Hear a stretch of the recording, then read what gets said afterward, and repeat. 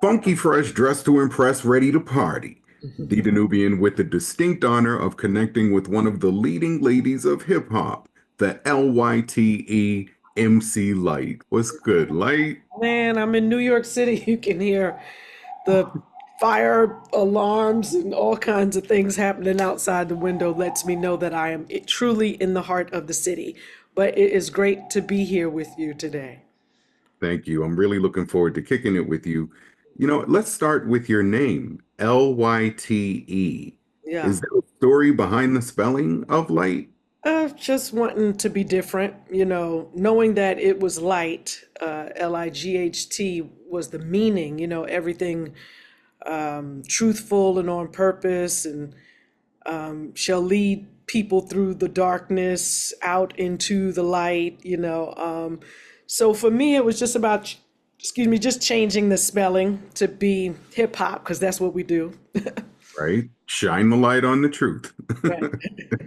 The Danubian coming to you courtesy of Studio 889, chopping it up with the one and only MC Light. You arrived on the scene raising the roof and kicking down doors. In the 80s, you were the first female MC to release a full solo album. How did you pull that off when others couldn't? How did it play out?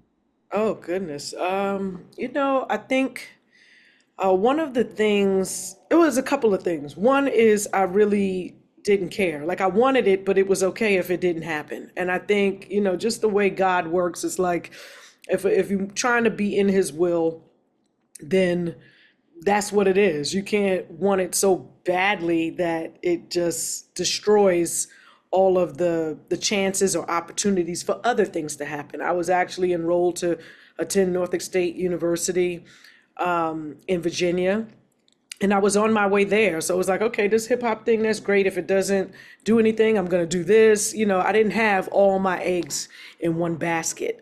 That's one. Two, I happened to be hooked up with the record label that released one of the hottest songs at that time, which was Top Billin'. Mhm. So anything that was afforded to Audio 2 was then afforded to me. And that was opportunity. So whenever they performed, I opened for them. Wherever they went, I was there too. And so it just was a great setup for the brand MC Light. Thank you. What role has radio and specifically public radio played in your career?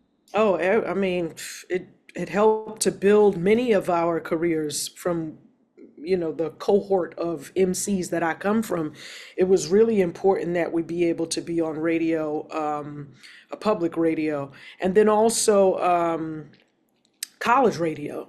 Like was huge for us as well. So I think it all played a part, especially in those beginning stages where people hadn't heard records and there was no other way for them to hear it, either to hear it on public radio or hear it or see it on a video, much later down the line. Here we had Channel 31, which was Ralph McDaniels, and a video music box, which I think was really important. That was on public television. And so I think it all goes hand in hand, radio and TV, for where I come from. Now, there's a very teeny tiny short list of hip hop artists who have visited or performed at the White House, and that's something that you did during the Obama administration. Talk about that experience. Oh, it was wonderful. I was such a fan that day because, I grew up watching Carol Burnett, which, she was also, we were all lined up and it was Carol Burnett and it was Usher and it was Wow. James Taylor. And, I grew up listening to James Taylor's music. He and, Carole King, for however long they were together, they made some really great music together. And I just felt, the green room before you perform is actually green. You know, that's why the green room is called the green room, because the room before you go to perform at the White House is actually painted like a mint green. Wow. Wow. So I learned a few things while I was there as well, but it was great to be in their company, doing The Obamas are from Chicago, and in Chicago, MC Light is everything. Like I still go there and sell out two, three shows. Being Right. in that area of the country, and so to see them back and forth with Cha Cha Cha, it felt really good. And then of course Latifah came. They Mm, invited her to introduce me, which was great. Anytime I get to spend a slither of time with my sister is a good thing. that's what's up. Now, she's not a witch doctor or a fake healer, won't sell you dreams like a card dealer. She's MC Light, my guest inside of Studio 889. Now, outside of spitting fierce lyrics, your resume includes acting and directing. Which do you prefer, being in front of or behind the camera? Mm. It just depends on how much control I want that day. If I don't want any control, I just act, and I'm told what to do.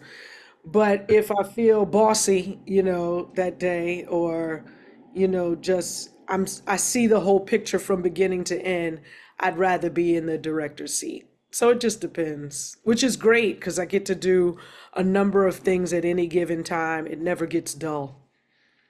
Got it. Are you working on anything new on either end of the camera?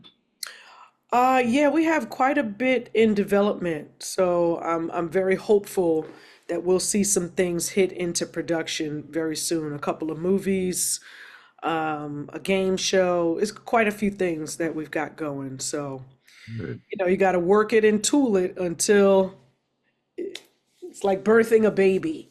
We're still in the incubation process. Got it. Mhm. Now, is it true that you also do voiceover work? Where have people probably heard your VO work, but not realized that it was you? Oh goodness. I've done so much VO. If you can imagine, I started in 96. Mm, And so I do have a written resume somewhere that says all of it. Malcolm Jamal Warner, God rest his soul, was man. the person who introduced me to my agent that I Mm, was with for 20 plus years. And now I've moved on to another agency, but anything from AT&T to Tide to Coca-Cola to Pepsi to McDonald's to Xfinity, Comcast. I mean, ESPN, wow. NBA Finals. I mean, it goes on. Now I do the Super Bowl, the BET Awards, the NAACP Image Awards, the Emmy Awards, the the Grammy Awards. It's so funny because now I guess everybody thinks I do them all. So when Sounds the like it. award show is on and it's not my voice, they're like, "What's going on? Why did they get rid of?" And like, I know I never did that one. I've never done the American Music Awards or the Billboard Awards. Well, there's still time. Yeah, it's still time. Danubian inside the Studio 889 with hip hop legend MC Light. It's clear that you paved the way for the female MCs of the day. Now, let's say you were in a relay race. Which female MC would you want to hand the baton to? It's just two of us, and I'm handing it to that person, and To that run person has to to run the final leg and bring it home. Who do you hand that baton to?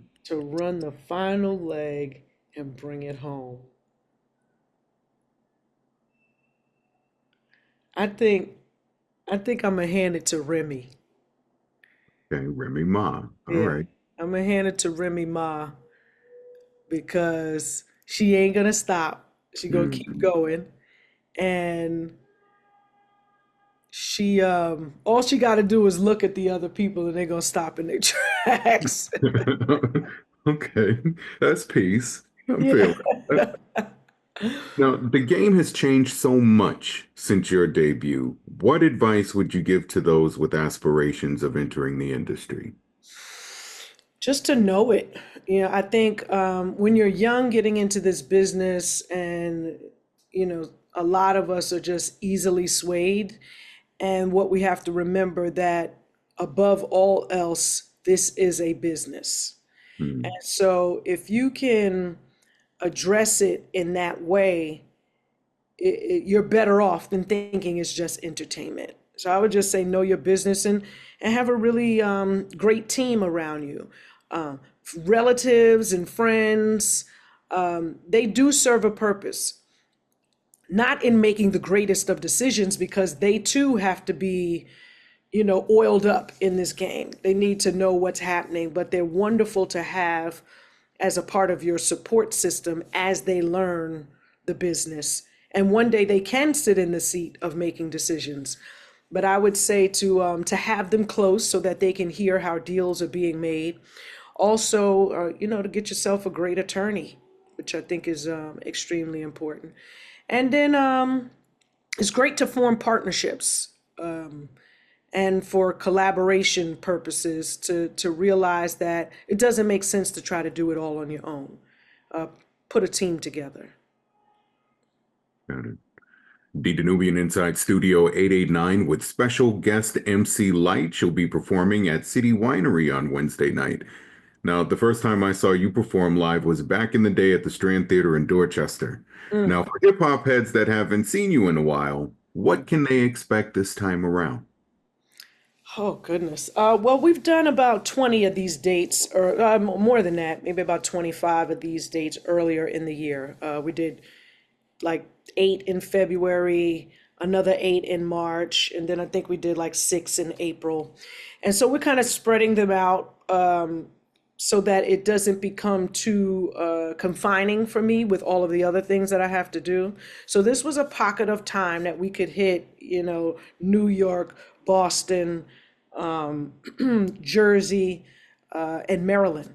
And so it is the one of one tour. And I've heard somewhere along the way that, fans don't like to hear new music from legendary artists. And I would like to beg to differ. And in this setting, because it's an intimate setting, we get to spend a lot of time with me, which I really enjoy because most of my career I've been on tour with other people. Yeah. So I get, anywhere from 15 minutes to 30 minutes, and then that's it.